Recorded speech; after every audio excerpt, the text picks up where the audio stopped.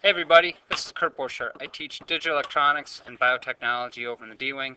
I just want to let you know about something that I'm doing and let you experience it just like a student would. It's called reverse learning. And first question is, do you find that roughly half your students don't do homework, or maybe they did it really quickly on the school bus, or they copied it from someone else? Students take notes, but they have zero clue how to use them. You have students that learn at a vastly different pace, or you have some students that take notes at a snail's pace and you're waiting forever for a student to get down the notes so you can continue on with your lesson. Well, if you do, consider trying reverse learning. Well, what's reverse learning? What students do is they watch the lecture at home via YouTube, or they can watch it at school using a Windows Media Player. And then in class, they're doing what used to be called homework. That's where they're applying their knowledge, and you're there when they have the questions and guide them along that process. So they also might be doing labs, worksheets, whatever, but you're there to guide them through when they really have the questions. Example video. I'm going to play a video, so we're going to watch a video. I don't know how it's going to turn out, but we're going to live life on the edge. All right, here we go. This is just an example video of something I just did the other day. Hello there. Should I tell my wife I love her?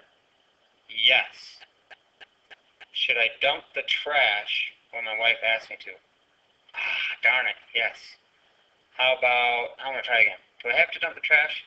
No, okay, yeah, this circuit here is called a decision maker. And basically, I'm going to explain to you what this is about.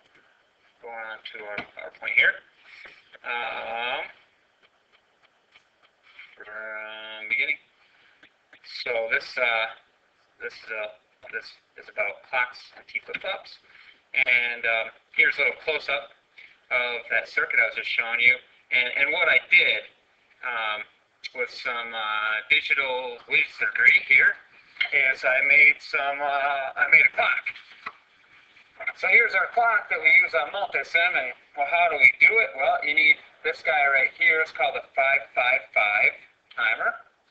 555. It's there. You need some resistors. And last but not least, you need this guy here. It's called a capacitor. And on multisim, you find those right underneath that symbol for resistors under basic. All right, so that resistors right under there.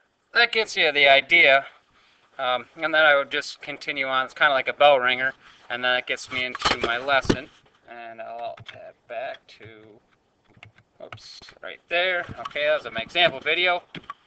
My experience, I've been doing this for a couple weeks. Here's my experience. If you don't do your homework, the students stand out like a sore thumb. It's like looking at deer in the headlights. Let me give you an example of one of the homeworks I did.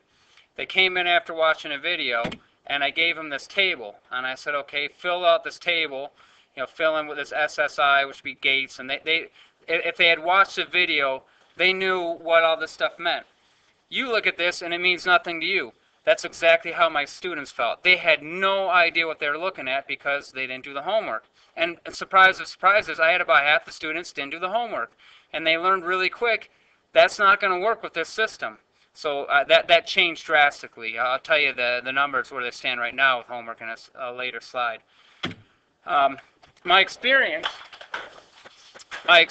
has been that students use their notes. Unbelievable to see this. They actually have to use their notes. The engagement and the excitement in the class is really high. It's super cool to see. You'll have way more time to spend with the slower learners, and you'll have some time in class to grade. What I like about that is that I can give them very quick feedback on, like a lab. Oh, you messed up over here, get that part fixed. And the students learn to be active listeners. In other words, if you're a passive listener watching the video, the skill they need to watch TV doesn't work here. They have to be active listeners. And I still have a couple students that I've been working with, but they're figuring it out. And I now have, this is the big thing, 1 to 2 students that aren't doing their homework.